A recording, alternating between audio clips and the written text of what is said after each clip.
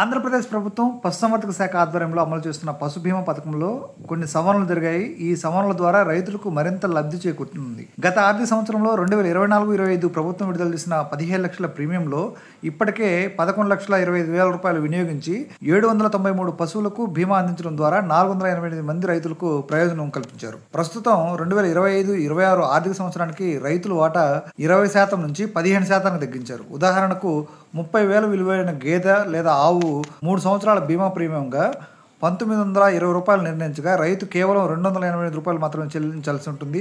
అలాగే గొర్రె లేదా మేక లేదా పంది బీమా గరిష్టంగా 6,000 వరకు ఉండగా రైతు ఒక ఏడాదికి 27 రూపాయలు, 2 సంవత్సరాలకైతే 40 రూపాయలు, 3 సంవత్సరాలకైతే 56 రూపాయలు చెల్లించాల్సి ఉంటుంది. అలాగే ఇప్పటి వరకు ఒక రైతుకు గరిష్టంగా 5 పాడి పశువులకు బీమా అవకాశం ఉండగా ఇప్పుడు 10 పాడి పశువులకు విస్తరించారు.